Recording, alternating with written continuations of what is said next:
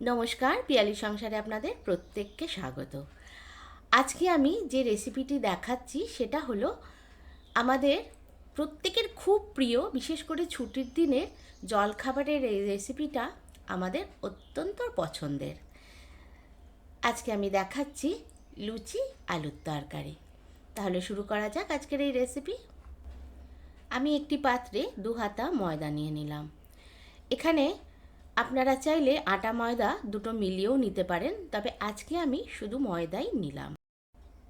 ময়দার মধ্যে আমি একটু লবণ আর 2 চামচ রিফাইন তেল দিয়ে, আর আমি যে জলটা ব্যবহার করছি একটু গরম করে নিয়েছি, সেটা দিয়ে একটা ডো তৈরি করে নিলাম। আমি ময়দার মধ্যে চিনি দিইনি, আপনারা চাইলে কিন্তু চিনি দিতে পারেন।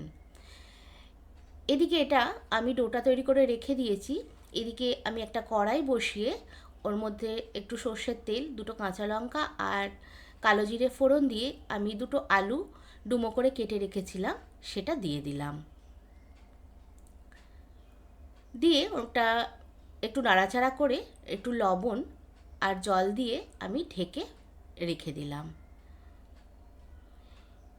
এই আলুর তরকারিটা, এটা সাদা, এটাতে আমি হলুদ দিইনি, সাদা আলুর তরকারি। এটা কিন্তু খেতে খুব ভালো লাগে, চটজলদি হয়েও যায়। যেমনি আলুর দম অবশ্যই ভালো লাগে, কিন্তু তার জন্য তো আলুর দমে একটু সময় লাগে, কিন্তু এই তরকারিটা কিন্তু কোনো সময় লাগে না। নামাবার আগে আমি একটু মিষ্টি দিয়ে নামিয়ে নিলাম। এরপর আমি কড়াইয়ে, আমি একটি লোহার কড়াই ইউজ করছি, এটা আমার লুচি ভাজারই কড়াই। ওর মধ্যে রিফাইন তেল দিয়ে দিলাম গরম হতে। এদিকে আমি ময়দাটাকে আরেকটু ভালো করে মেখে নিয়ে আমি ডো তৈরি করে নিলাম ছোট ছোট। লুচির ডো কিন্তু একটু ছোট হলেই ভালো লাগবে, লুচি যত পাতলা হবে খেতে কিন্তু ততটাই ভালো লাগে। এরপর আমি পাতলা করে বেলে নিলাম। 3-4টে বেলে আমি রেখে দিয়েছি।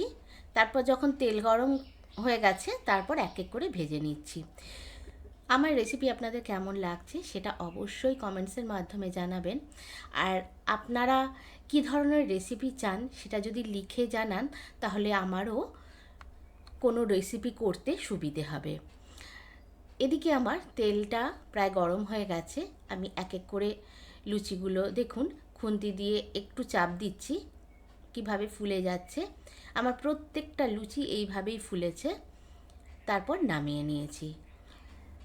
আজকাল আমরা যত ধরনেরই জলখাবার করি না কেন, বাঙালির কিন্তু আবেগ হলো লুচি তরকারি। আজকের মতো আমার রেসিপিটা আমি এখানেই শেষ করলাম। দেখা হচ্ছে অন্য কোনো রেসিপি নিয়ে, আমি আবার ফিরে আসব। আপনারা সবাই খুব ভালো থাকবেন। নমস্কার।